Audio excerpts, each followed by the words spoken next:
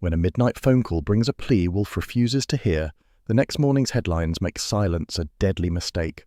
Where in the world are you listening from tonight? And subscribe so you never miss upcoming mysteries. I refused a case and a man died for it. At 11:17 p.m., the telephone in Nero Wolfe's office began to shriek like a conscience with a grudge. I wasn't asleep exactly, more in the condition of a man trying to convince himself that the creak he heard wasn't the refrigerator plotting mutiny, but the sound sliced through the brownstone's hush hard enough to make me curse in self-defense. I lunged out of bed, half-buttoned my pajamas, and reached the receiver before it could wake the orchids upstairs.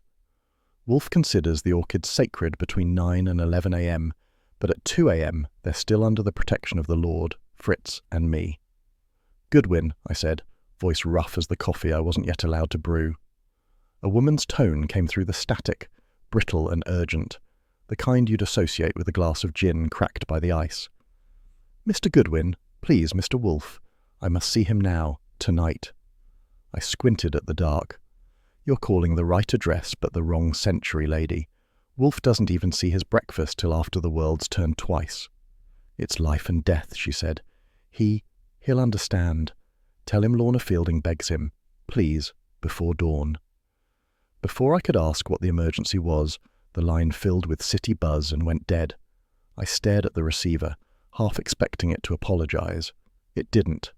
The grandfather clock downstairs groaned 3 times before Wolfe appeared in the doorway in his robe, bulk like a draped mountain, eyes irritated under half-closed lids. "Archie, was that infernal contraption directed at me?" "Only indirectly," I said. "A woman wanted to see you before dawn, claimed it was life and death. I told her your office hours start roughly after civilization." Wolfe's brows knitted into twin thunderheads. "Phooey. If she requires melodrama, she should engage the theatre. Go back to bed." He turned and padded off, dignity intact, and I followed just long enough to mutter, "You know, someday that attitude's going to bite us on the retainer." He didn't answer. Silence is his preferred rebuttal. The morning light came reluctant, as if ashamed of the night. I made coffee strong enough to qualify as a controlled substance and brought a cup into the office. Wolfe was already at his desk in canary-coloured pyjamas covered by a brown robe that could have doubled as a tapestry. He was examining the Times without enthusiasm. "Any mention of midnight maidens begging for your attention?" I asked. "No." He reached for a second croissant. "And none will be forthcoming. The world contrives sufficient irritations without volunteers." I was about to needle him further when the Gazette thudded through the slot. I retrieved it, unrolled the damp paper, and felt my stomach sink. Headline: "Secretary found murdered on Madison Ave." Photo underneath: Lorna Fielding. The same voice from the phone, frozen mid-smile beside a toppled handbag. I dropped the paper on his desk. "Congratulations, you're clairvoyant. You refused a case and she died for it." His eyes lifted, slow and heavy, to the picture. For a second the mask cracked, regret flitted behind the pupils before the shutters came down. "Coincidence," he said, crisp as celery. "The coincidence that fools attribute to fate." "Sure," I said, "and I'm a coincidence in shoes." He inhaled through his nose, his version of counting to 10. "Archie, moralizing is a poor breakfast companion." "It's still morning," I said, "so let's call it brunch." He reached for the bell cord and tugged once. Fritz appeared, immaculate as ever, tray balanced. "Breakfast," Wolfe said, ending the argument by serving eggs. Nothing kills a debate faster than Fritz's omelette. I ate mine standing, scanning the article. Lorna Fielding, 27, secretary to Harlan Vanet, head of Vanet and Company Publishers, found dead outside her apartment at midnight. Purse spilled, contents photographed for the curious masses. Among them, an appointment card, NW 10 p.m. I whistled.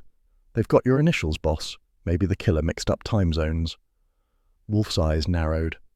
"Harlan Vanet," he murmured, "the publishing magnate who prints political memoirs of questionable accuracy. Detestable man." "You've met?" "I once refused him as well. He wished me to validate a manuscript accusing the mayor of impropriety. A detective is not a censor." "Maybe Miss Fielding thought you were." He ignored that. "Archie, procure every edition of this morning's Gazette and Times. Compare photographs. Observe any variants.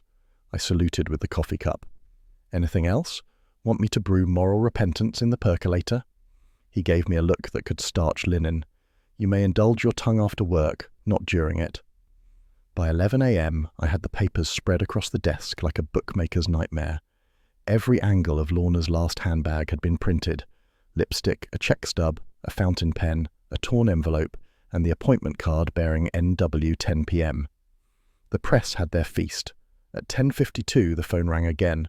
Lon Cohen's voice came over like newsprint crackle. "Archie, tell your boss he's getting lousy publicity. The Gazette's switchboard's lit up about his initials on that card." "Hold on, Lon," I covered the receiver. "You're a celebrity, Wolfe. Want to autograph the rumour?" He frowned. "Put him through." Lon continued. "The cops aren't saying it means you, but the readers are. Word is the card's legit. You better get ahead of it."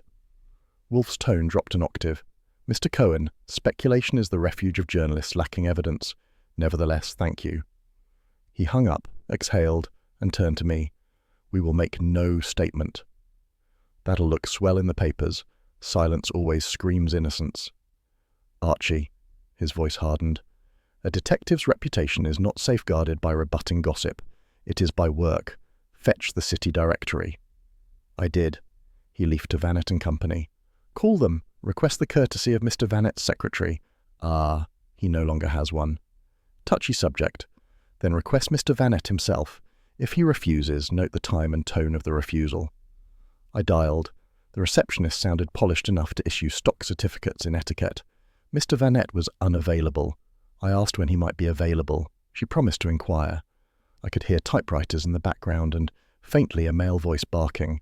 Then she returned. "Mr. Vannet declines comment." I hung up. Tone? I'd call it flustered arrogance with notes of guilt. Wolfe's mouth twitched.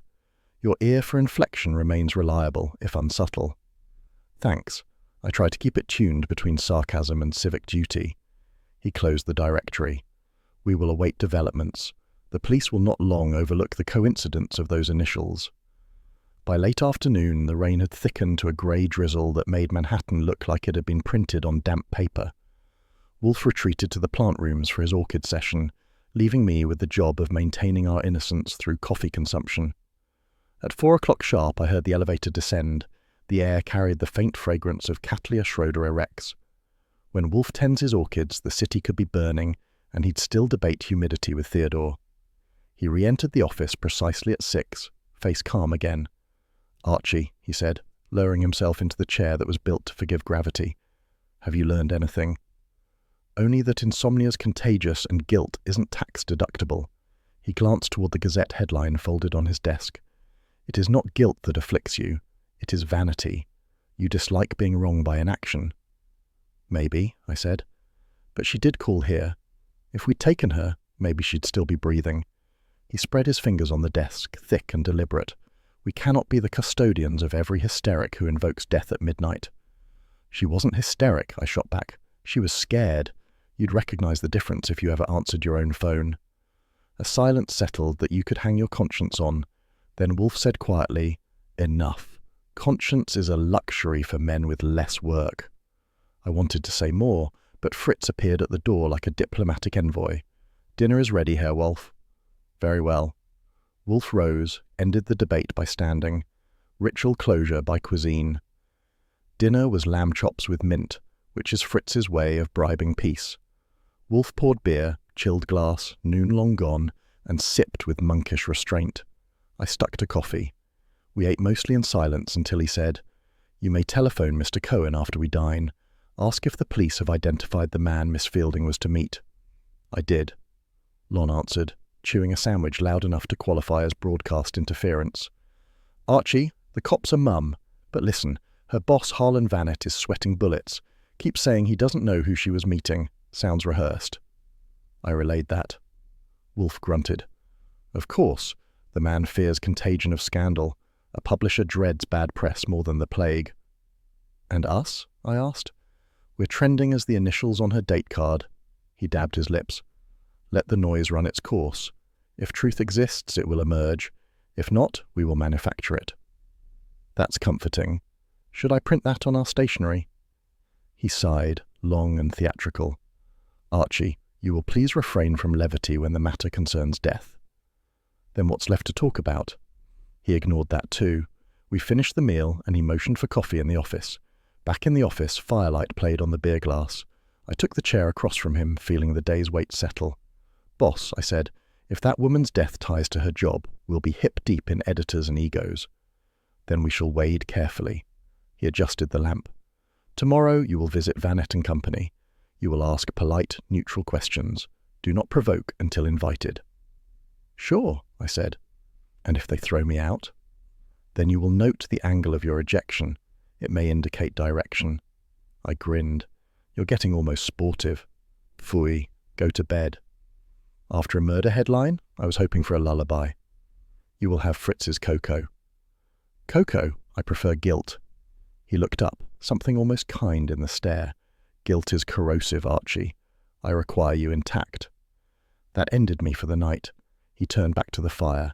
I headed upstairs, the echo of the phone call still rattling in my ears like change I couldn't spend. Somewhere out there, a woman had begged for help we hadn't given. Maybe it wasn't our fault, but it sure wasn't nobody's. I paused at the landing, listening to the faint clink of his beer glass below. The city muttered through the rain outside, and the brownstone settled into its accustomed stillness.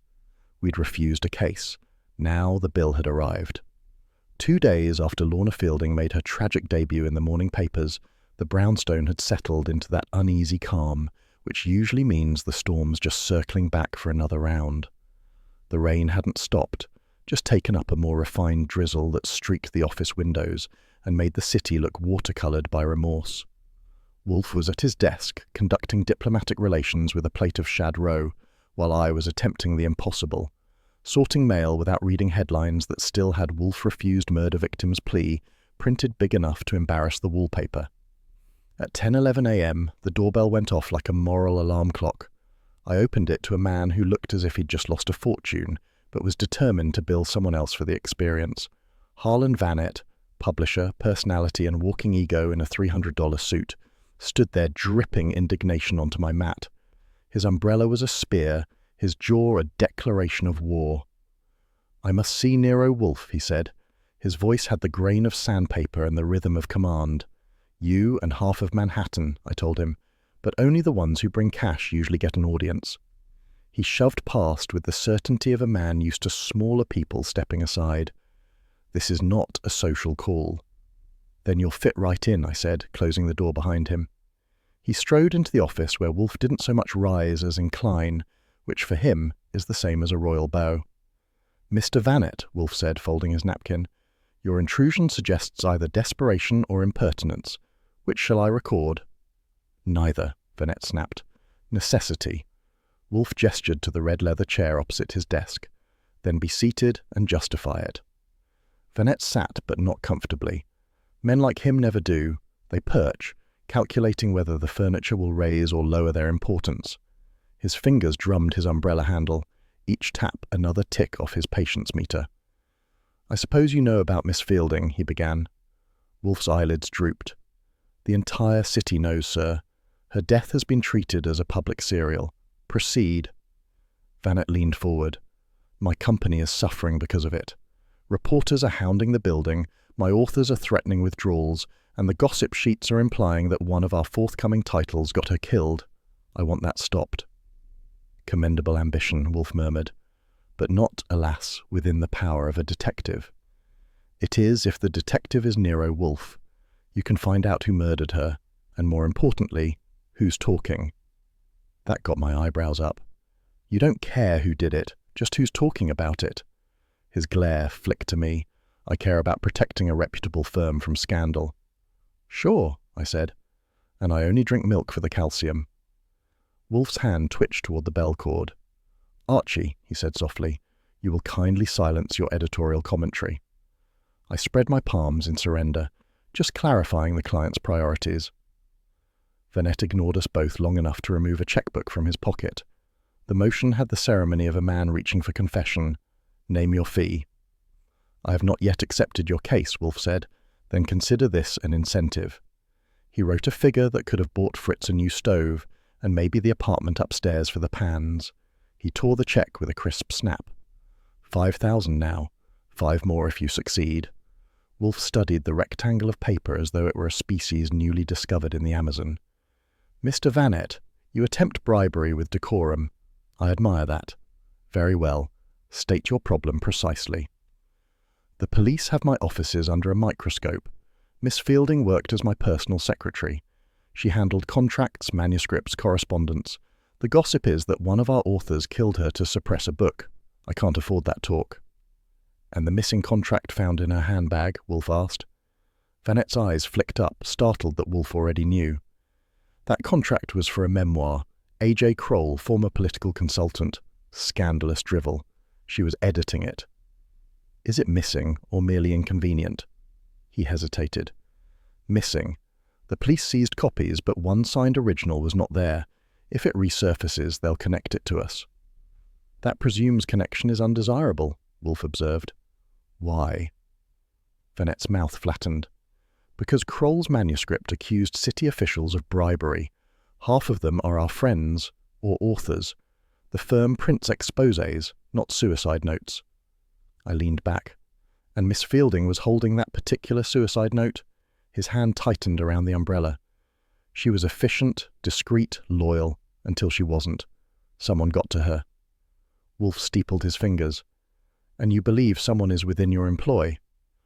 I believe someone's leaking to the press. I don't need a sermon, Mr. Wolfe. I need containment. Containment, Wolfe repeated with distaste. An unlovely word. It's the word that pays your retainer. Wolfe glanced at the cheque again. Archie, deposit that. Our solvency should not suffer from Mr. Vanett's anxiety. I took it delicately, like evidence from a crime scene. I always like a client who wrings his hat with one hand and signs cheques with the other, I said. He turned a glare sharp enough to cut watermark. You find this amusing? Only professionally. I'm paid to notice contradictions. Enough! Wolfe's voice cracked like a gavel. The room froze. Mr. Vanett, you will compose yourself. Mr. Goodwin's levity, while regrettable, does not constitute insubordination. That was Wolfe's version of a hug. I decided to stay quiet while he earned the rest of the 5,000. Vanett exhaled through his teeth. You'll take the case? I will consider it taken. You desire me to prevent your company's disgrace and perhaps incidentally discover who slew Miss Fielding. I will need access to her desk, her correspondence, and any proofs she was editing. That can be arranged, Vanett said, already rising. You'll handle this discreetly? Discretion, Wolfe said, is my profession's second virtue. The first is payment in advance. Vanett's tone softened a fraction. You'll find I reward results. Let us hope I find results to reward. He extended a hand. Wolfe regarded it as though it were a foreign utensil and let it hang unanswered. Vanett withdrew it, muttered something about efficiency, and strode out. The door closed with the thud of wounded dignity. I watched his reflection disappear in the rain-streaked glass. There goes a man who publishes truth for a living and hates every word of it. Wolfe grunted. He prints what sells, truth rarely does. Maybe that's why he wants us. He thinks we're out of print. He ignored me and pressed the bell cord. Fritz appeared instantly, ghost quiet in slippers. Coffee, Wolfe ordered, strong. Mr. Goodwin requires stimulation beyond insolence. When Fritz left, Wolfe turned back. Archie, you will go to Vanett and Company at 10 tomorrow. Take note of all who express regret too loudly. Sincerity is inverse to innocence. Want me to carry a halo detector? He ignored the joke. Ask about the missing contract, but feign ignorance of its subject. If they volunteer details, observe which ones. And if they don't, then we shall provoke them later. I whistled low. You realize Vanett's probably hiding something bigger than a leak. He sweated more than his raincoat. That is why he came. Fear is the truest retainer. Fritz returned with a tray and 2 cups that smelled like redemption. Wolfe took his with the ceremony of communion. Archie, do not antagonize him further. I thought you liked my style. I like it when it produces information, not expulsions. You have a gift for needling. Use it as a probe, not a weapon. Understood, I said. But if he's our client, we're on a leash. Phooey, I am never leashed, only momentarily tolerant. That was fair. Wolfe's tolerance usually lasted just long enough for me to finish my wisecracks. I sipped coffee and watched him stare into his cup as if the brew were developing clues. "So, boss," I said, "what's our angle? We're protecting a publisher's reputation while looking for a murderer he doesn't care about. That sound moral to you?" "Moral?" Wolfe's lips curved faintly. "It is commercial. Morality may follow if convenient." "Glad we're consistent." He reached for the desk blotter and began writing notes in his perfect calligraphy. Names, times, connections. I knew the ritual. It meant he was mapping territory. After 3 lines, he paused. "Archie, inform Mr. Cohen that I am acting for Harlan Vannet. Tell him to print nothing regarding my initials until further notice." "That'll cost us another dinner at Rusterman's." "Perhaps. Or perhaps he will appreciate courtesy." "Lon? Courtesy confuses him. He might print it just to stay sane." Wolfe ignored the sarcasm, as expected. "After that, draft a memorandum of engagement for the file. The amount of the retainer, date, and client's stated objective."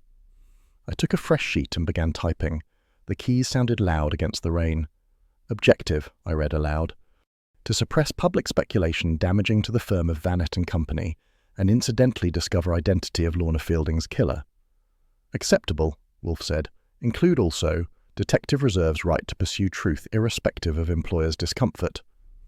"Nice clause," I said. "Remind me to use it in marriage someday." Fritz reappeared at the doorway. "Lunch is ready, gentlemen." Wolfe rose, smoothing his robe. "Thank you, Fritz. We dine." He turned toward me. "Archie, bring the newspaper." "What for? Appetite?" "To remind me why I endure clients. They are the necessary fertilizer of justice." I folded the paper under my arm and followed him to the dining room, the scent of Fritz's veal marsala already repairing what the morning had damaged. Outside, the rain continued its editorial on human folly, tapping against the panes like a critic with too much ink and not enough mercy. As Wolfe seated himself at the head of the table, he said without looking up, "We shall see, Archie, whether Mr. Vannet's panic is justified or merely profitable." "Either way," I said, taking my chair, "it'll make good copy." He gave me the side glance of a man deciding whether humour is fatal. Then he reached for his napkin, effectively closing the scene. In Wolfe's house, the day ends not with a bang or a whimper, but with lunch. By the time I reached the Vannet building, the rain had stopped pretending to be weather and settled into a full-time career as atmosphere. The place loomed above Madison like a stack of silver-type blocks, chrome, ego, and 20 floors of anxiety. I gave my hat a shake in the lobby and let the elevator swallow me whole. The operator looked like he'd been proofreading since birth. The 20th floor smelled of hot metal and nerves. Typewriters clacked in rows like caffeinated insects. The linotype presses downstairs were humming through the floorboards, steady as guilt. A girl at reception gave me the once-over, decided I wasn't talent, and pointed a lacquered fingernail toward the inner offices. "Mr. Goodwin, Miss Reeves expecting you. Don't smoke." Naturally, I lit one anyway. I'd always considered that kind of sign a dare. Diana Reeves' office had walls the colour of nicotine and a window view that could have sold Skyline calendars. She was on the phone, voice sharp enough to slice ribbon copy. "Then cut it again," she said, hanging up like she meant it. When she turned, I saw what the papers had missed. Lorna Fielding's rival wasn't mourning. She was editing her expression. Tall, tidy, red hair the shade of headlines, and a suit that meant business had moved into fashion. "Mr. Goodwin, Nero Wolfe's man," she said, extending a hand too brisk to be flirtation. "Mr. Vannet told me you'd be sniffing around." "That's one of my less offensive hobbies," I said. "Miss Fielding used to work here." Her mouth thinned. "Yes, she was good. She's dead. That's the extent of my eulogy." "Concise," I said. "Editors like brevity." She sat behind her desk. "What do you want?" "Perspective. The gossip says she was editing A.J. Kroll's memoir. True?" Her eyes flicked to a pile of proofs. "Everyone here edited Kroll at some point. He rewrote himself hourly." I drifted toward the proofs and let my fingers hover. "Mind if I—" "Don't," she said. "Confidential." I smiled. "Miss Reeve, everything I touch becomes confidential, sometimes even to me." That earned the faintest smirk. "Fine. Look. But you'll find nothing except adjectives." She was wrong. Halfway through the stack, a single proof sheet showed Lorna's tight handwriting in red pencil across the margin. "Cut Chapter 12 or else." No signature, just authority. I folded my curiosity instead of the paper and handed it back. Chapter 12 must have had a punch. Her gaze lingered on the page as if it might confess. Kroll was naming names, contracts, city commissions, you know the type. Lorna wanted it toned down. He refused. They fought. When? Last Thursday, in this room. And you were present. She crossed her legs, deliberate punctuation. It wasn't violent, just two people realizing they hated each other's edits. Still, that's motive with footnotes. She leaned back. If you're implying I killed either of them, you're off by several proofs. I'm implying nothing, I said. Yet. I crushed my cigarette in her tray. Who else had access to her files? Everyone and no one. This floor leaks secrets faster than ink. Speaking of leaks, I said. Charlie Rusk still around. Her eyebrows lifted. The pressman, downstairs. Why? Union men know more than reporters and talk less. I admire that combination. She looked me over. You admire trouble. I file it under job description. When I left, the corridor hummed with gossip disguised as productivity. I took the freight elevator to the press room. Heat, sweat, and noise thick enough to chew. Racks of newsprint fed into machines like political promises. Men in overalls moved among them, grey with ink. Charlie Rusk stood near a vat, wiping his hands, eyes the colour of overcast. Goodwin, he said before I spoke. Figured one of you bloodhounds would come. I read the papers. Convenient pastime in your profession. He grunted. What do you want? A chat, no footnotes. He gestured to a quieter corner behind the paper reels. Make it quick. The foreman thinks talk is theft. I told him Wolfe had been engaged to clean the firm's reputation. He laughed without humour. Then he's got a full-time job. The place is built on revisions. Tell me about Lorna. She kept her nose clean, maybe too clean. Kroll's book scared the brass. She knew it. Heard she was meeting someone about it the night she died. Someone from here? He shrugged. Could be.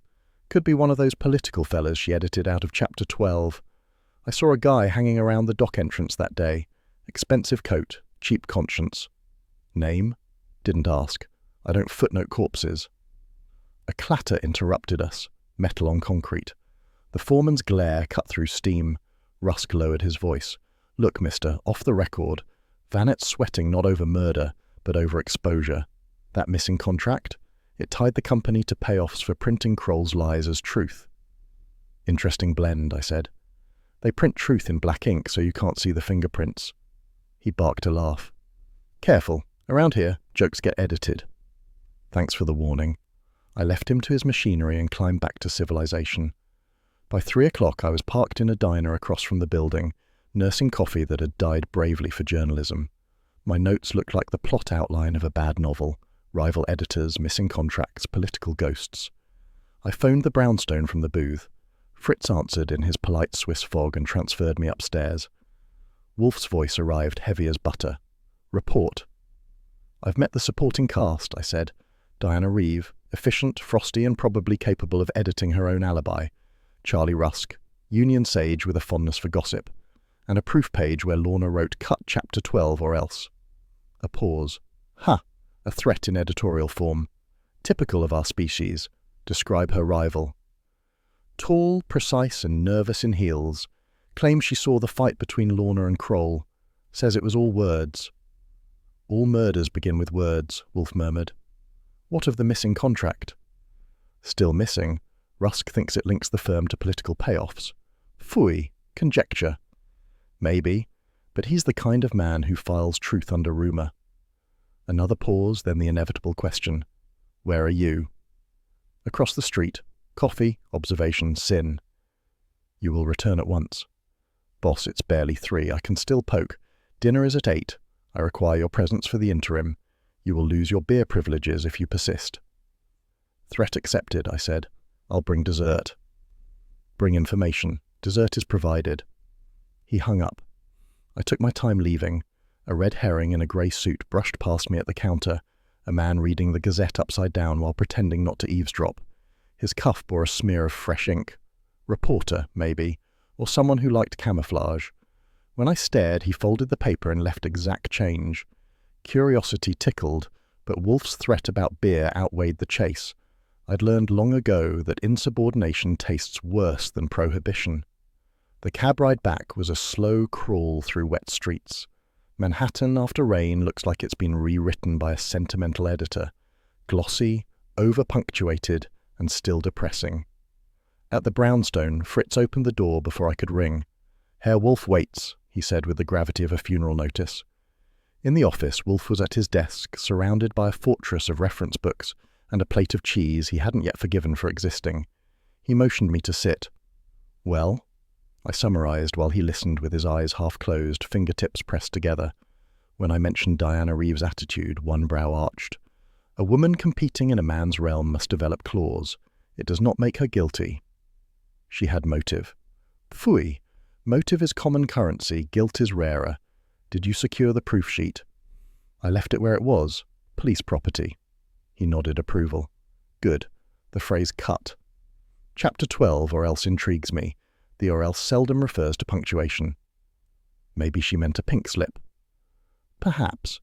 Yet the missing contract, the argument, and the second corpse you predict will appear. These will cohere. I didn't predict a second corpse. You implied one by your tone, he said blandly. Fritz appeared at the door. Tea, Herr Wolfe. Bring it, Wolfe said. To me, Archie, prepare a memorandum of today's visits. Names, times, remarks, trivialities. Truth hides in trifles. I sat at my desk and began typing. The rhythm filled the room. Keys, rain, and Wolfe's slow chewing of cheese. When I finished, I passed him the page. He read it once, then slid it into a folder labelled Fielding, Vanet case. Tomorrow, he said, you will revisit Mr. Rusk. Pretend to doubt his honesty. If he is honest, he will defend himself. If not, he will volunteer too much. Like most authors, he allowed a flicker of amusement. Exactly. Fritz set the tea tray down. Dinner in 2 hours, he reminded. Wolfe waved him off and turned to the orchid's schedule pinned beside the desk. I must attend the plant rooms shortly. The Phalaenopsis require misting. I'll stay out of their way, I said. They bite. He gave me a look halfway between tolerance and affection. Archie, your irreverence is a shield. Keep it polished. It saves me annoyance. Coming from you, that's almost tender. He frowned, which was victory enough. I gathered my notes and leaned back. Outside, the drizzle had turned to fog, swallowing the city whole. Somewhere in that damp skyline, a killer was editing his mistakes. We'd just started proofreading. Wolfe rose, slow and solemn, and pressed the bell cord for Fritz. I'm going to the orchids, he said, which in our household counts as a curtain drop. Do not answer calls for the next 2 hours. Suppose Vanet phones. Tell him I am cultivating something delicate. It will be true. He disappeared toward the elevator. I poured myself coffee, looked at the rain tracing lines down the glass, and thought about Chapter 12, the one Lorna wanted cut, the one someone might have killed to keep. If truth was the weapon, we were about to find out who pulled the trigger. By 5:30, the city was wearing dusk like a cheap suit, creased, shiny, and overdue for cleaning. I was halfway through typing my report when the Gazette's late edition smacked the brownstone door with the enthusiasm of a process server. Fritz fetched it in with tongs of disapproval. I unfolded it and whistled low. A. J. Kroll found dead in Midtown garage. Suicide by exhaust. The print smelled fresh. The story didn't. Wolfe looked up from his desk, eyebrows meeting like opposing counsel. Again, he said. A death convenient to the living. Yeah, I said, and timed for our reading pleasure. Kroll, author of Lorna Fielding's Unfinished Headache, engine running, door closed, reputation saved. He grunted, which for him was profanity in Latin. Suicide is a declaration of final authority. I doubt Mr. Kroll possessed that much resolve. I poured coffee and kept reading. Here's a gem. Police theorize remorse. Sure, the guy spent a lifetime selling political remorse by the yard. Wolfe leaned back. What details? Garage attendant heard the motor about midnight. Car locked from inside. But, here's the fun, his pockets contained a printer's invoice dated this morning. That's after his expiration date. Then he was posthumously industrious, Wolfe said dryly. Absurd. Before I could reply, the doorbell rang with authority. I checked my watch. 6:42. Orchid hour was safe behind us. Dinner an hour ahead. That left a perfect window for homicide and Inspector Kramer. I opened the door. There he was, big coat, bigger cigar, wearing the day's fatigue like body armor. "Evening, Goodwin. Tell the boss I'm here before I change my mind." "Sure thing, Inspector. Wipe your conscience on the mat." He ignored me and stomped in. Fritz passed in the hall, raised an eyebrow, and vanished like good taste. Kramer entered the office trailing smoke and suspicion. "Wolfe?" "Inspector." Wolfe's tone was velvet stretched over steel. "Condolences on another untidy corpse." Kramer grunted and dropped into the red chair without invitation. "Don't start. I came for facts, not insults. Kroll's dead. Looks like suicide." "Looks deceive," Wolfe said. "They also flatter." Kramer jabbed the cigar toward him. "The man seals himself in a car, turns on the engine, dies. You want me to call that murder?" "I want you to call it improbable. His last act was to date an invoice he could not have delivered." Kramer scowled. "Maybe he mailed it earlier." "Postmarked?" Wolfe asked. "Not yet." "Then nonsense." I decided to stir the pot. "Inspector, any note, confession, last chapter?" "None. Just fumes and headlines. He left his wallet, keys, and a ticket stub for a film he didn't stay to see. That enough clues for you?" "Barely," I said. "But it's enough to keep you from dinner." Kramer gave me the glare he reserves for children and dogs. "Goodwin, one day." "Inspector." Wolfe's voice cracked like a whip, calm but commanding. "You may chastise me, but you will not address Mr. Goodwin as though he were in your precinct." Kramer's mouth tightened. He looked at Wolfe, then at me, and finally exhaled smoke that could have melted wallpaper. "Fine. He's your responsibility." "Indeed," Wolfe said. "A burden I bear willingly." That cooled the air a few degrees. Kramer shifted. "All right, Wolfe. You think Kroll was murdered. Prove it. Because the commissioner wants this one closed before breakfast. Political stink." "Political decay," Wolfe corrected. "Stink implies freshness." Kramer's lips twitched. The closest he comes to a smile. "Then help me, if you're so damn sure." "I cannot assist without information. The invoice, where is it?" "At the lab." "Describe it." "Printed on Vanet and Company letterhead. Payment due for second edition galley proofs." "Second edition?" Wolfe asked. "His memoir was unpublished." "Exactly. That's why it's odd. Maybe he planned a revision." "Or someone else did," Wolfe murmured. "Inspector, the living rarely issue invoices to the dead." Kramer puffed hard. "You're saying somebody planted it after?" "Perhaps to suggest activity, life, after the hour of death, to fix time of demise conveniently." He grunted. "And the motive?" "Mr. Kroll's book endangered reputations. Those endangered retaliate." Kramer snorted. "You've got imagination for hire." I smiled. "Only part-time. We charge extra for clairvoyance." He ignored me and leaned forward. "Wolfe, the DA already called it suicide. If I push murder without evidence, I'll look like a clown." "Then wait," Wolfe said softly. "Let the evidence grow teeth." Kramer eyed him. "You'd love that. Another corpse, another fee." "That is contemptible," Wolfe said, voice low and measured. "I do not traffic in death, Inspector. I interpret it." They locked stairs long enough for the cigar to burn itself out. Finally, Kramer dropped it into my ashtray. "You know, sometimes I forget why I come here." "Because," Wolfe said, "you prefer irritation to ignorance." That got him. He stood muttering. "If you hear anything—" "I will call," Wolfe said. Kramer paused at the door. "You won't. You'll sit and think until it's too late, same as always.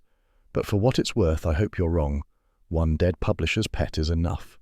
He left without slamming the door. Progress. I watched his bulk retreat through the glass.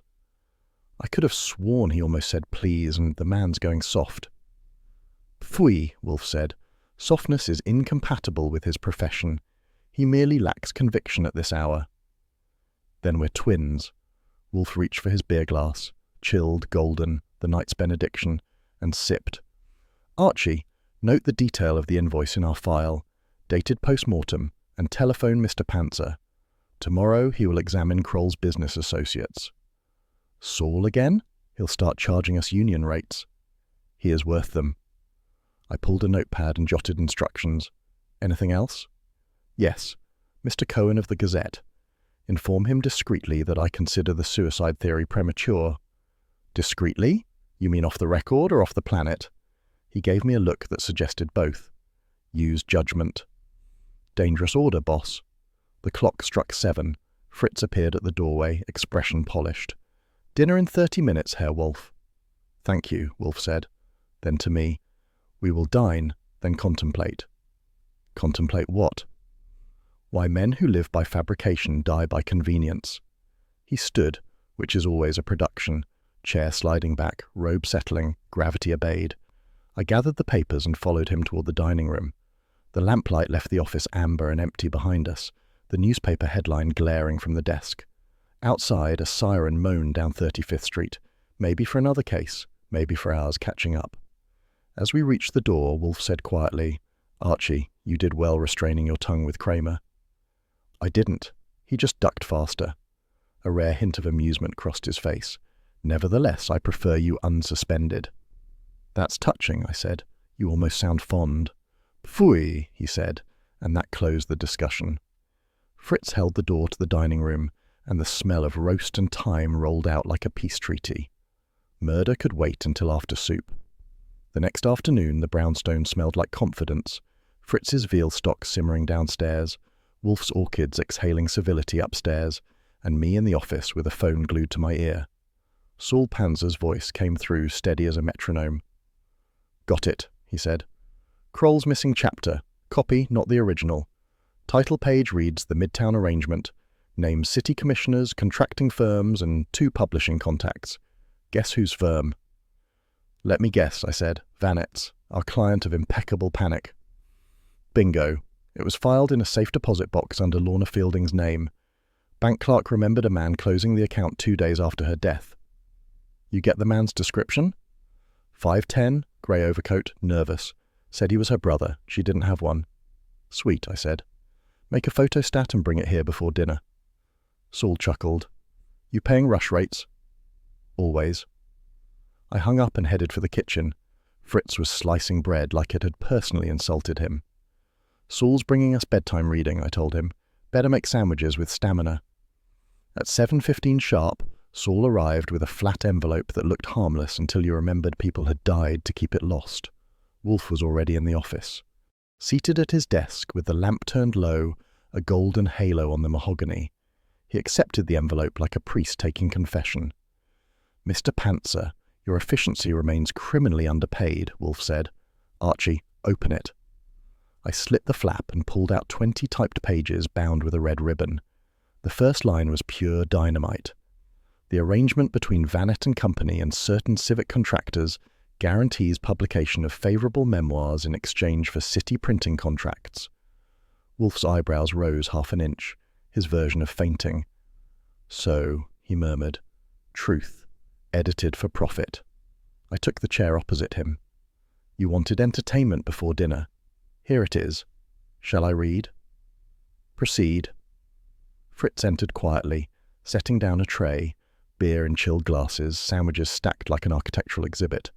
The smell of roast beef fought crime better than any badge. Wolfe thanked him with a nod and gestured for me to begin.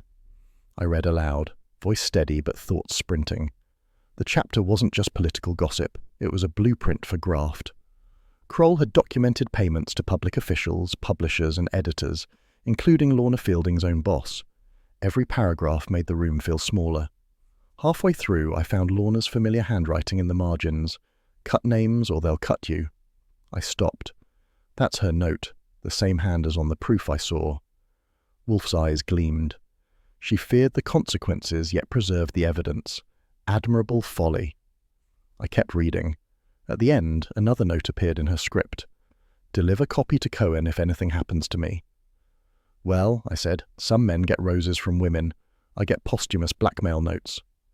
Wolfe gave me one of his long looks, the kind that weighs sarcasm on moral scales. Mr. Goodwin, your cynicism is the armour of competence. Keep it intact but not opaque. Translation? You are fortunate to be useful, he said softly. That stopped me more than a compliment ever could. I folded the pages and slid them back into the envelope. So, boss, what's the move? Tell Kramer, tell Cohen, or tell no one? He reached for his beer and sipped. We tell truth, strategically. Cohen first. Public exposure must precede official inertia. Meaning? Meaning the police will act only when embarrassment compels them.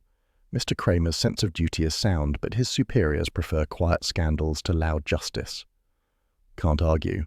So I called Cohen. After dinner, he said. No journalist deserves courtesy on an empty stomach. Fritz appeared again, silent as etiquette itself. Dinner in 10 minutes, Herr Wolfe. Thank you, Wolfe replied. We will attend. Saul stood to go. Want me on Rusk again? Yes. Follow his finances. See if his printing union account shows deposits inconsistent with wages. And get a ribbon sample from Vanette's office typewriter. Compare its impressions to any typed memos you can lawfully copy. Saul nodded and left. The office door clicked shut behind him. The brownstone was quiet except for the ticking clock and the city's low hum outside. I leaned back. You know, boss, this chapter reads like motive in 12-point type. If Vanette ordered Lorna to bury it and she didn't, well, that explains a corpse or two. Perhaps, Wolfe said, but assumptions are the amateur's narcotic. We must verify. You planning to subpoena the city treasury from your chair? He ignored the jab. Tomorrow, you will visit Mr. Vanette again. Inform him we now possess the chapter. Observe whether he denies knowledge or faints from recognition. Won't that risk our retainer? Pfui. Money recurs. Integrity does not. I grinned. You're developing a conscience. Dangerous habit. He sighed. A necessity when one employs you. That was our usual affectionate round. I closed the envelope and slipped it into the office safe. Wolfe watched, approving the motion as if I'd filed a rare orchid. Do not remove it again without my instruction, he said. No danger. Paper this hot could light itself. He nodded, then turned his chair slightly toward the fireplace. The flames reflected on his face, softening it. Archie, reflect upon Miss Fielding. She attempted to edit corruption and was herself excised. A tragic symmetry. I'll reflect, I said, but I'd rather act.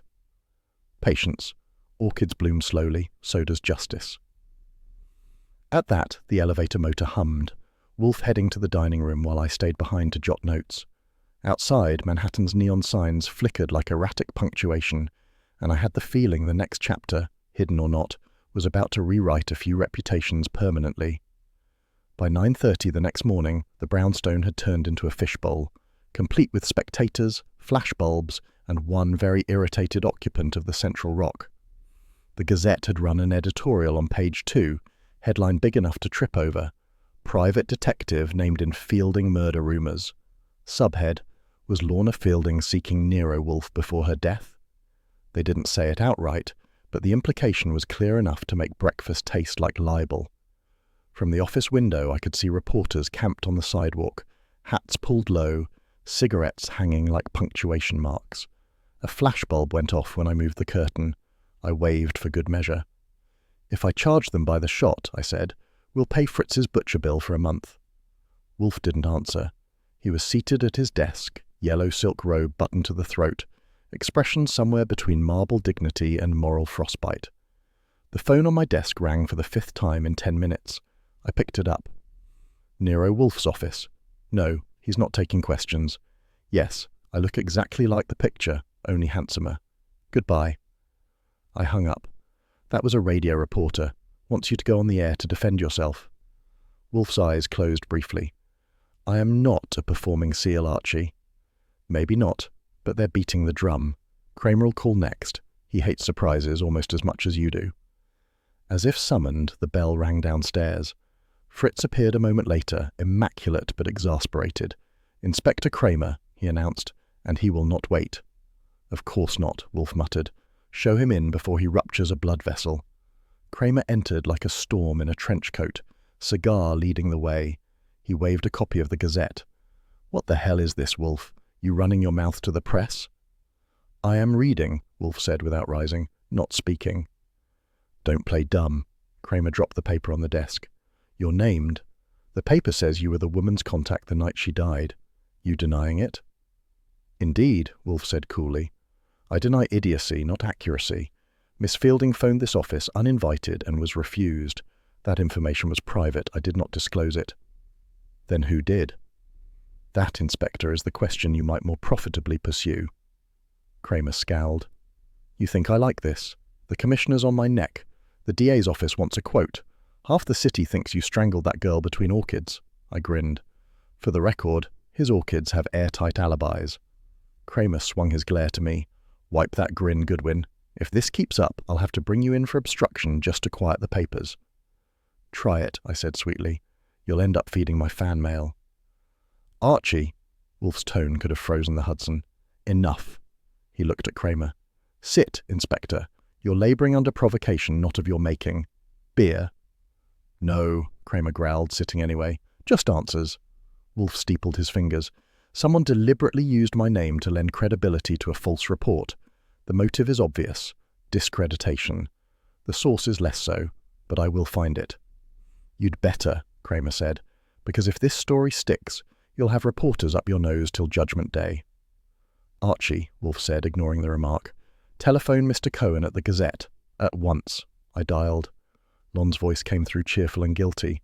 Don't yell, he said before I could start. I didn't write the editorial. I don't care who wrote it, I said. Wolfe wants to know who leaked his name. Lon sighed. Off the record, somebody called the night desk yesterday, claimed to be a police source, said Wolfe was under scrutiny. They backed it with detail, accurate address, client name, time of the call. Sounded legit. Who took the call? Copy editor named Vince Hale, but, Archie, listen, the number traced back to a public payphone near police headquarters. I relayed that. Wolfe's brows climbed an inch. Ah, ingenious mischief. A leak disguised as authority. Kramer's cigar bobbed. Could have been anybody. Reporters, cops, crooks, even one of your operatives. Phooey, Wolfe said. My men have discretion. Everybody slips, Kramer said. Maybe your boy Saul got too friendly with a clerk. I bristled. If Saul leaks, the water's holy. Wolfe raised a hand. Gentlemen, this is tedious. Inspector, you are welcome to pursue the source through your official labyrinths. Meanwhile, I will protect my reputation through intelligence, not press conferences. Kramer rose. Fine, but if another story prints your name, don't expect my sympathy. Your sympathy, Wolfe said, is reserved for the living. I merely request your patience. Kramer hesitated, then nodded. All right, Wolfe, I'll wait for your report. He crushed his cigar in my ashtray, grunted, and left by inches, the way a man leaves a room he knows he'll have to re-enter. When the door closed, Wolfe exhaled through his nose like a tired volcano. Archie? Yes, master? Trace that telephone call. Confirm Mr. Cohen's account. Consult the exchange records, bribe if you must, but discreetly. Understood. You want me to pose as the offended party or the guilty one? He glared. Neither. You will pose as yourself, which is provocation enough. Appreciate the confidence, I said. If I'm lucky, the reporters will mob me on the way out and make me famous. You will not go out. That stopped me. I won't? You will remain indoors until this furor subsides. I will not have you shot for a quote. I couldn't resist. Touching, boss. Didn't know you cared. I care about efficiency, he said. A dead secretary is nuisance enough. A dead assistant would be intolerable. I saluted. Understood. I'll handle the tracing by telephone. Do so. He reached for the bell cord, tugged once. Fritz appeared as though conjured. Yes, Herr Wolfe. Beer, for both of us. We are besieged and require fortification. When Fritz withdrew, I peered out the window again.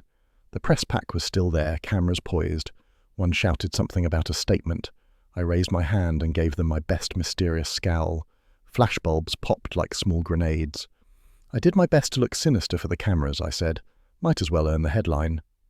Wolfe ignored me, watching the bubbles in his beer rise. Public narrative is a weapon, Archie, he said quietly. We are being shot at with words. Fortunately, I am armoured with indifference. Sure, I said, but I'm the one who has to answer the phone.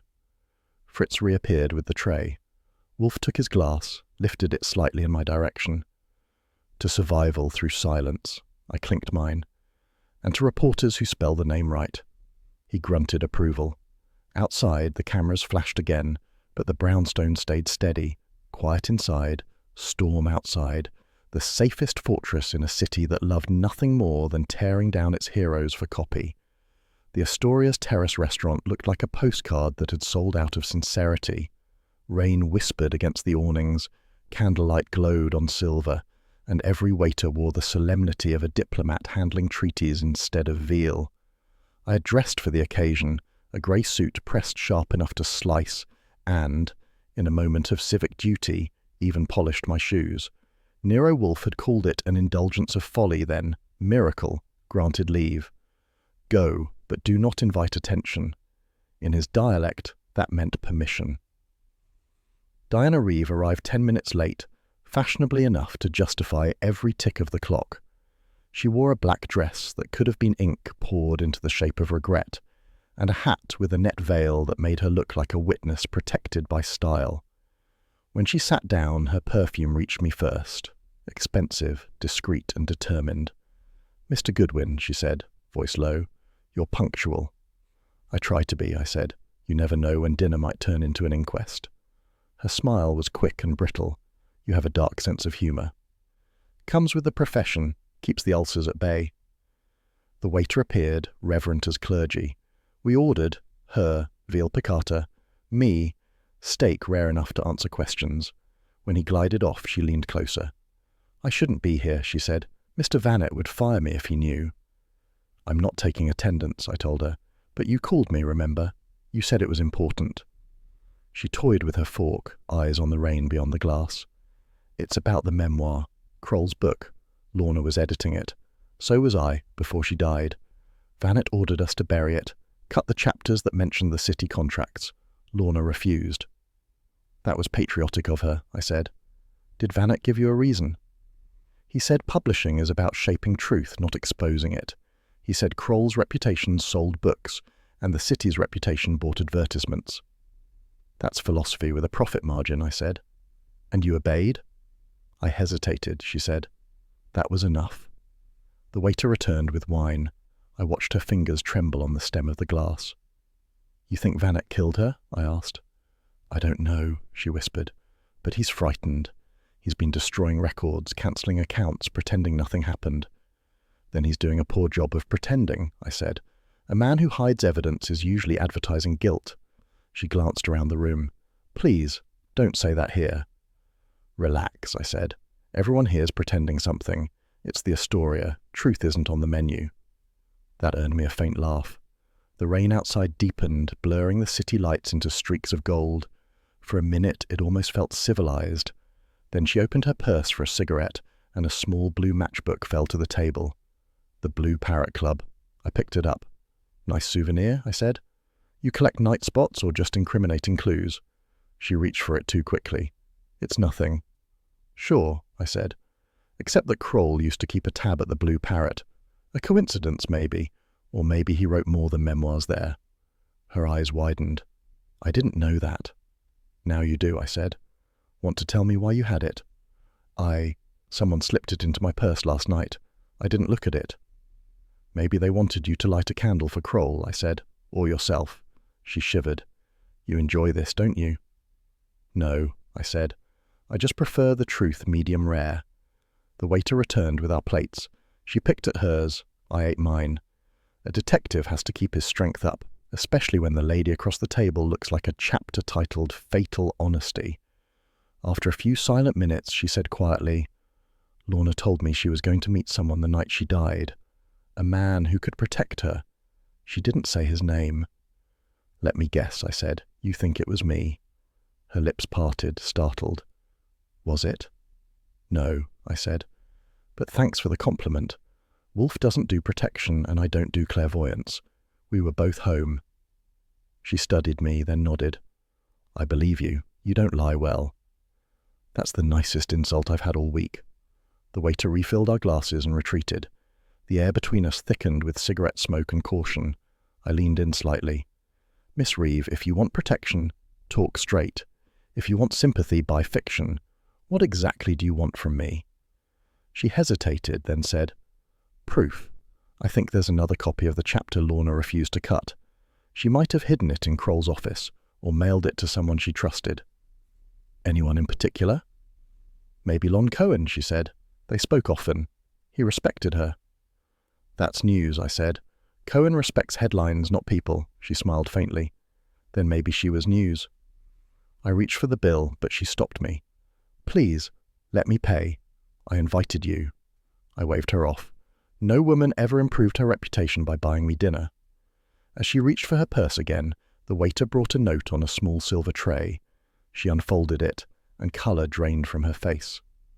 What is it? I asked. She pushed it toward me. It read, Go home, Miss Reeve, you talk too much.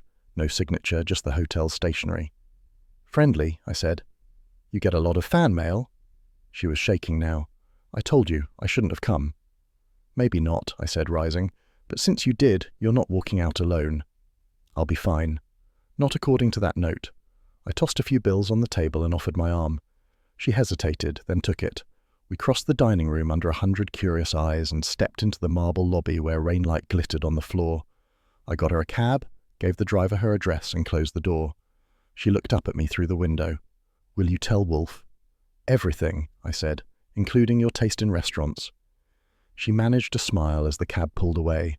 I watched it merge into the night traffic until the taillights vanished. The rain was heavier now, and I turned up my collar. Wolfe would be waiting, probably with a lecture about the hazards of gallantry. He'd call it a folly. I'd call it an investment. Either way, I had a matchbook in my pocket that smelled like danger, and the distinct feeling that dinner had just served the appetizer. The blue parrot wasn't blue, and it wasn't polite. The neon sign flickered above the door like a dying conscience, and the music leaking out into the Harlem night promised rhythm with a side order of trouble. Ori, Cather and I were parked across the street in a Buick that smelled like coffee and impatience. Ori drummed his fingers on the wheel. You sure Rusk's gonna show? He's a creature of habit, I said, and greed. They both keep regular hours. At 10:47, the club's door opened and smoke poured out like a soul escaping. Charlie Rusk appeared. Pressman turned professional weasel, his cheap hat pulled low and his coat collar higher. A man in a pinstriped suit followed, the kind that gets elected by accident and re-elected by graft. Councilman Doran, I murmured, our civic-minded friend. Ori nodded. What's the play? Inside, I said. Smile at the bouncer, don't look like a cop, and try not to bleed on anything expensive. We crossed the street, pushed through the door, and were swallowed by heat, smoke, and brass. A trumpet wailed, dancers swayed, and the air smelled of gin, sweat, and anxiety. Rusk and Doran took a corner booth under a mural of parrots that looked like they regretted evolving from dinosaurs. We grabbed a table with a view and ordered highballs we didn't intend to finish. Nice place, Ori muttered. Classy enough to bury a body. Don't tempt them, I said. They might take you up on it. Rusk leaned toward Doran, voice lost under the band. Doran slid an envelope across the table. Rusk tucked it into his coat pocket with the discretion of a man feeding pigeons. I caught a glimpse. Contract pages, typed and folded. My pulse ticked up. Showtime, I said. I'll make the hello. You circle wide and block the exit. Ori vanished into the smoke. I strolled toward the booth, aiming for casual. I was 3 steps away when Rusk looked up and froze. His hand went inside his coat. I sighed. Always with the dramatics. He pulled a small automatic and half the club ducked for cover. Doran swore and tried to stand. I grabbed a chair and swung it. The gun went off, hitting a saxophone case instead of me, musical but harmless. Ori came in from behind, clipped Rusk on the shoulder, and the gun skittered across the floor. I grabbed Rusk's arm, twisted, and introduced his face to the table. Nothing like a waltz with a pistol to keep you awake, I told him. Get off me, he rasped. Gladly. But first, empty pockets. I reached in and came out with the envelope. Inside were 6 contract pages stamped with the Vanette and Company letterhead and listing royalty payments to names I didn't recognize until I saw the bank accounts. Shell companies, classic Vanette camouflage. Doran bolted for the door, but Ori intercepted him, planting him against the wall. The band had stopped. The audience hadn't decided whether to clap or scream. I slipped the pages inside my jacket and yanked Rusk upright. Congratulations, I said. You're tonight's floor show. The bouncer lumbered over, ready to intervene until I flashed a license. Private investigator, I said. He's just allergic to honesty. Rusk spat blood and words. You think you're smart, Goodwin, you don't know what you're in. Probably not, I said. But it pays better than printing lies for a living. He tried to lunge. I let him hit my shoulder and bounce off it. Ori leaned in. Want me to call the cops? Not yet, I said. They'll just confiscate the paperwork and congratulate each other. Rusk glared. Vanet's finished without those pages. Then he'll have company, I signalled Ori. Let's get out before the band starts an encore. We dragged Rusk through the back door into the alley, rain slicing through the neon glow. Doran was gone, too quick and too unimportant to chase. Ori kept Rusk upright while I used the payphone outside a shuttered deli. Wolfe answered on the first ring, his tone like cold marble. Goodwin. Evening, sir. The Blue Parrot lived up to its reputation, colourful, noisy, and full of parrots with pistols. I deduce mischief. More than that. Rusk met Councilman Doran. I retrieved the missing contract pages. They show royalty payments funneled through dummy corporations. Vanet's fingerprints are all over it. A long pause, then, you engaged in violence? Self-defense, I said, mostly his. Phooey. Archie, your antics endanger our reputation and my digestion. I'll send you bicarbonate in the morning, but these pages sing louder than Kroll's trumpet section. You'll want to see them. Bring them here at once, Wolfe said, and for heaven's sake, do not stop for another cabaret or corpse. Tempting as that sounds, I'm headed straight home. Good. Fritz has preserved dinner. It will not wait indefinitely, nor will I. Understood, I said. You're the only man I know who schedules justice between soup and dessert. Enough levity, he said. Return immediately. The line clicked dead. Ori raised an eyebrow. He mad? He's worried, I said. That's his version of affection. We shoved Rusk into a cab and rode downtown. He sulked in silence, hand to his jaw. When we reached 35th Street, Doran bolted. Ori shadowed Doran to police headquarters and tipped Kramer off. No arrest, no paperwork, just a courtesy heads up. I pocketed the envelope and mounted the brownstone steps through the drizzle. Inside, the office smelled of polish and logic. Wolfe sat at his desk, wearing his after-dinner scowl. You are damp, he observed. Occupational hazard. I handed him the envelope. He opened it, scanned the pages, and grunted. Corruption disguised as literature, he said. Abominable. I prefer simpler vices, I said. They make better conversation. He lifted his eyes. You've done well, Archie, but next time refrain from dancing with armed men. Leave the theatrics to me. I smiled. You're just jealous. The Blue Parrot has better lighting. He reached for the bell cord. Fritz, beer. Then, as if to himself, the city wallows in its own ink, and we must mop it up with intellect. Fine, I said, easing into my chair. Just don't mop me up with it. He ignored that, raising his glass. To evidence wrested from folly. I clinked mine against his. And to men who can still eat after reading contracts like these. Wolfe drank, sighed, and leaned back. Phooey. Tomorrow we corner Mr. Vanet. Tonight we digest. Both sound risky, I said, nevertheless unavoidable. The rain tapped the windows like typewriter keys signing off on the night's story. I leaned back, shoes still damp, and figured the Blue Parrot might be good for one more tune, after Wolfe finished his beer and I finished feeling lucky to be alive. By the time the rain gave up, the city looked washed but not clean. The brownstone windows were streaked silver, the streetlights wore halos, and inside, Wolfe's office smelled of paper, beer, and battle readiness.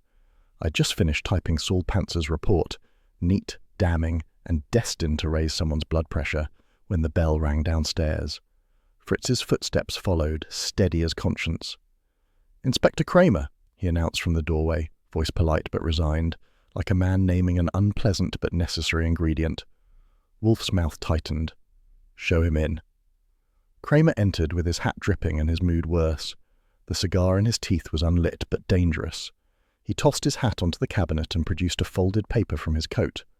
You know what this is? A warrant, Wolfe said evenly. Your omnipresent companion. Kramer grunted. Signed an hour ago. Authorizes seizure of any documents pertaining to the Fielding and Kroll deaths. The DA wants everything on your desk. That, Wolfe said, would include this desk itself. A pity. It was imported. Kramer wasn't laughing. You've been sitting on evidence. I'm here to make sure you stop. I swiveled in my chair. Inspector, we've been sitting on plenty, mostly nerves waiting for you to catch up. He gave me a look that could have been patented. One of these days, Goodwin, sarcasm's going to be evidence too.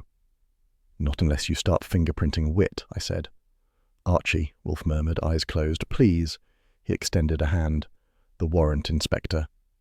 Kramer hesitated, then handed it over. Wolfe unfolded it, studied it like a man reading a mediocre menu, then placed it neatly on the blotter. Your paperwork is in order.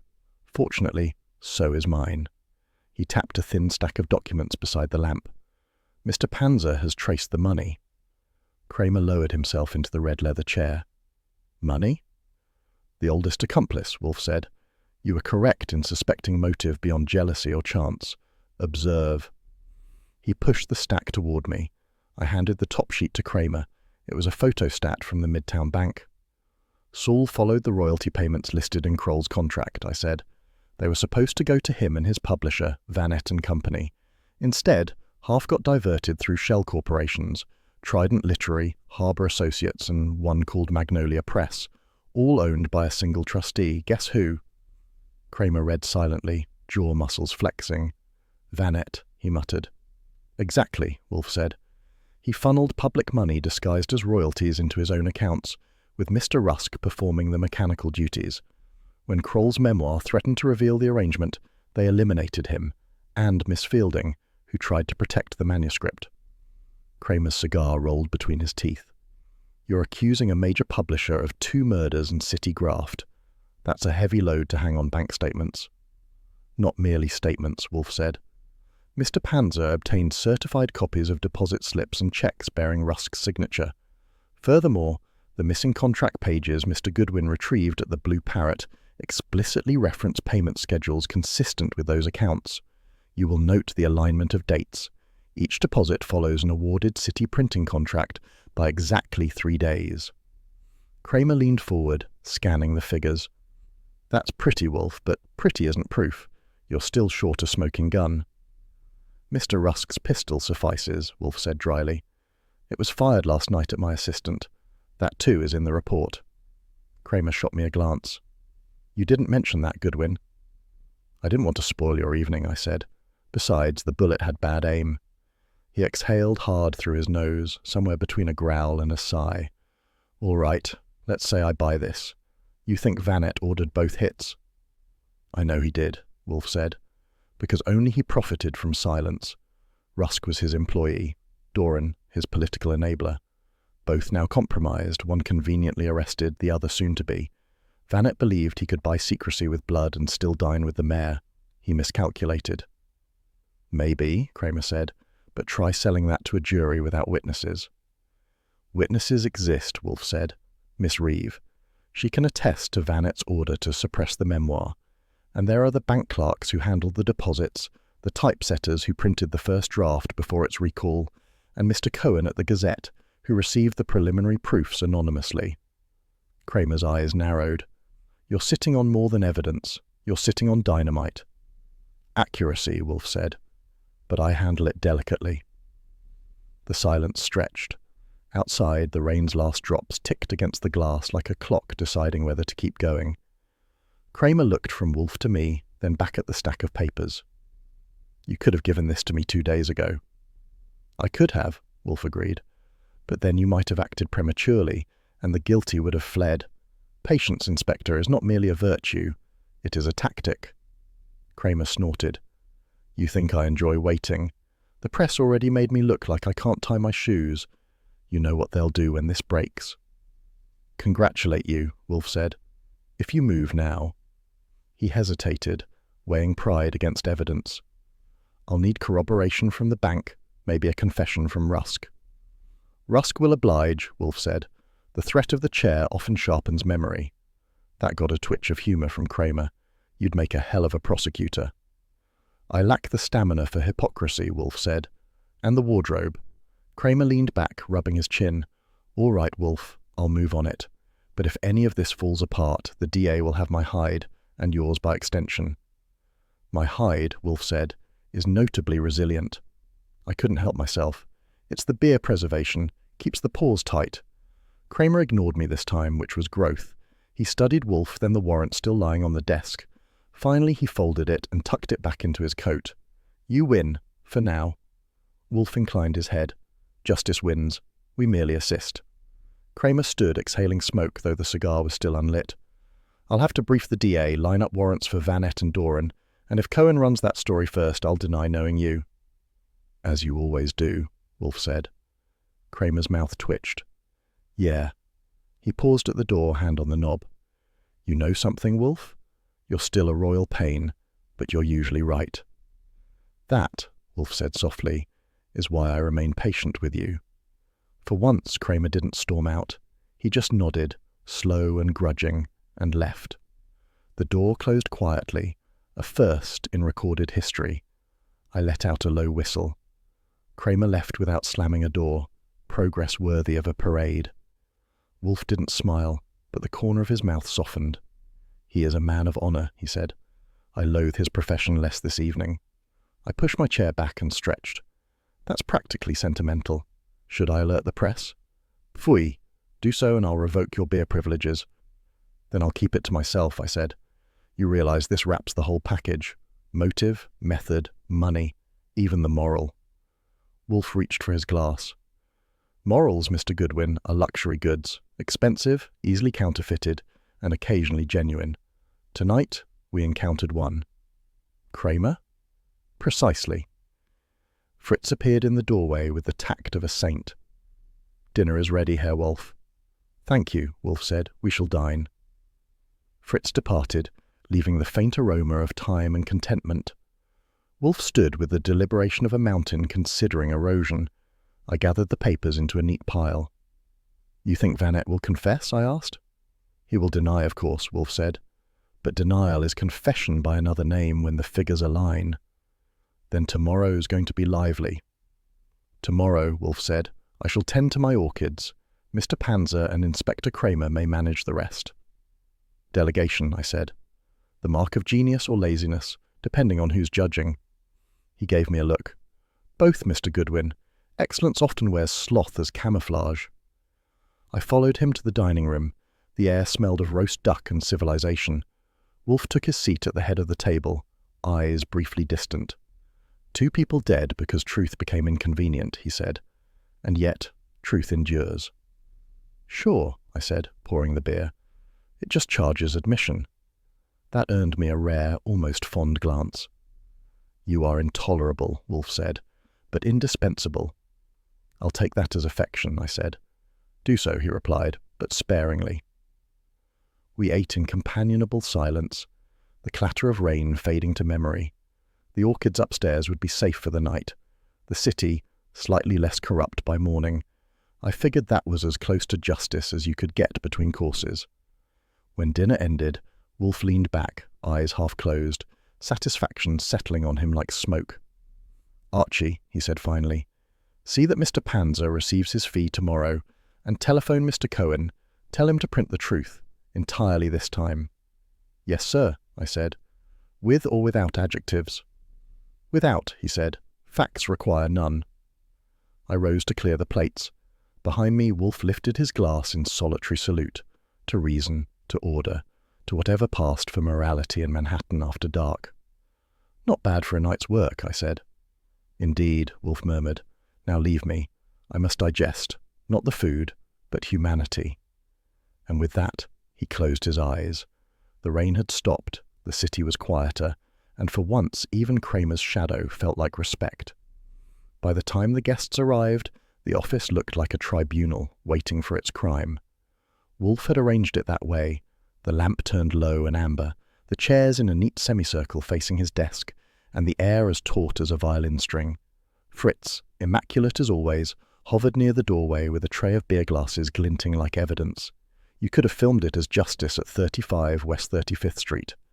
At Kramer's suggestion, we gathered them here, off the record, off the microphones. At precisely 8:30, Harlan Vanette swept in first.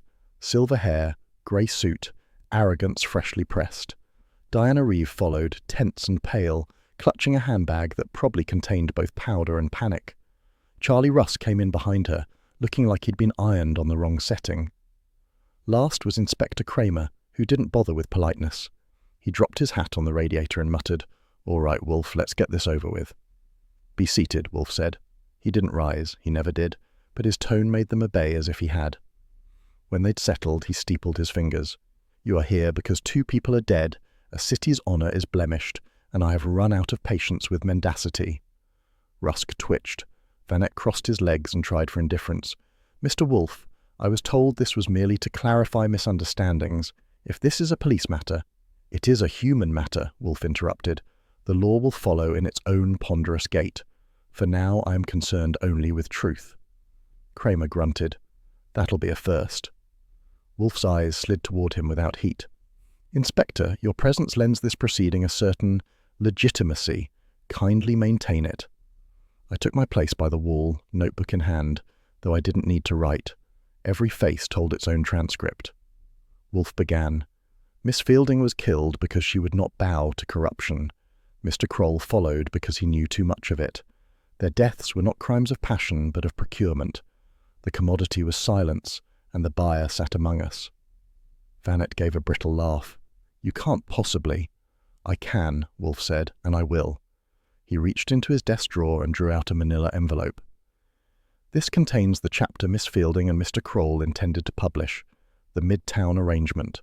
I have read it. Its contents are not libelous. They are accurate. It documents a system by which city printing contracts were exchanged for favorable coverage and fraudulent royalties." He lifted a page and began to read, voice deep and deliberate. "Payments funneled through Magnolia Press, trustee Harlan Vanette, coincide with contract awards to Trident and Harbour Associates, subsidiaries operating from the same post office box." The words hit like hammer blows. Rusk's throat worked visibly. Diana stared at the carpet. Vanette tried to sneer. "That's conjecture. You can't prove those signatures are mine." "I need not," Wolfe said. "The bank records already have." Kramer exhaled smoke. "He's not bluffing, Vanette. We checked." That took some colour out of Vanette's face. "Then charge me," he said. "If you have your evidence, do it. But I had nothing to do with those deaths." "Indeed?" Wolfe murmured. "Then you will not object to my reading further." He turned another page. "Fielding insists on preserving Kroll's integrity. I have authorized Rusk to ensure her discretion." He looked up. "That line, Mr. Vanette, was typed on your office machine, confirmed by Panzer's comparison of ribbon impressions." "I never—" Wolfe's hand came down lightly on the bell cord. Fritz appeared as if summoned by fate, set the tray on the table and withdrew without a sound. Wolfe gestured to the glasses. "Beer, gentlemen. Hydration eases confession." Rusk swallowed hard but didn't reach for one. His hands were clasped tight on his knees. I could see the tremor start in his fingers, the same rhythm as guilt. Vanette leaned back, forcing calm. "So, I authorized an editor to manage a scandalous manuscript. That isn't murder." "No," Wolfe said softly. "But instructing your subordinate to manage it permanently is." The silence that followed could have vacuumed the air out of the room. Rusk's head jerked up. "He told me it was only to scare her," he blurted, then froze, realizing the trap had sprung. Vanette turned on him. "You fool!" "Enough," Wolfe said, raising a hand. "Mr. Rusk, you have already confessed to the substance of the matter. I advise you to continue with precision." Rusk's voice cracked. "I went to her apartment that night. She was packing, said she'd already sent a copy to the papers. I panicked. She fought me, tried to hit me with the telephone. It just happened." "Accident?" Wolfe said. Rusk nodded desperately. "She fell." "Pfui," Wolfe said. "She was strangled. I do not insult my intelligence or yours by pretending otherwise." Rusk covered his face. "He promised he'd handle it, said no one would find out."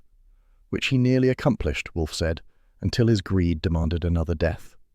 Kramer rose, slow and deliberate. "That's enough for me." He crossed the room and placed a hand on Rusk's shoulder. "You're under arrest, pal.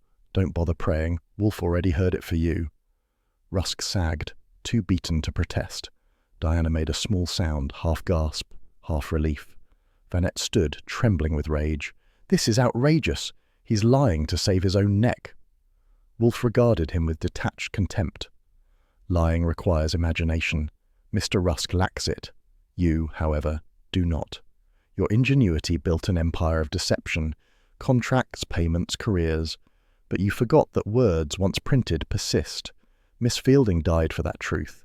Mr. Kroll, too, and now you will answer for them. Vanette took a step forward, jaw tight. You think you can destroy me with rhetoric?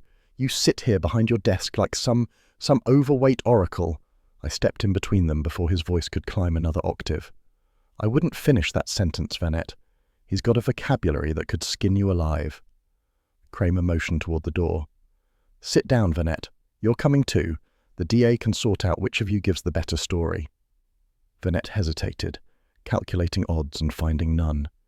You'll regret this, he hissed. Unlikely, Wolfe said. I rarely regret accuracy. Kramer hauled both men toward the exit, calling down to Stebbins waiting outside. Take them downtown, quietly. The door closed behind them, leaving the room suddenly enormous and still. Rain dripped faintly from the gutter outside, a slow metronome marking the end of the case. Diana remained seated, hands clasped. Miss Reeve, Wolfe said gently, you have been both brave and foolish. I suggest you keep the former and retire the latter. She nodded, voice trembling. I didn't know how far it would go. Few ever do, he said. But you helped correct it. That is something. I walked her to the door. She paused. What will happen to him? Vanette, I said. He'll probably trade first editions for leniency. The system likes its villains literate. She gave a small, weary smile and disappeared into the night. When I returned, Fritz was clearing the untouched beers except two. Wolfe motioned for him to leave one at my elbow. I raised an eyebrow. A peace offering? A gesture, Wolfe said. He poured himself a glass, then mine first, which was as close as he'd ever get to contrition. The amber foam caught the light like apology. He leaned back, exhaling. I despise this business, Archie.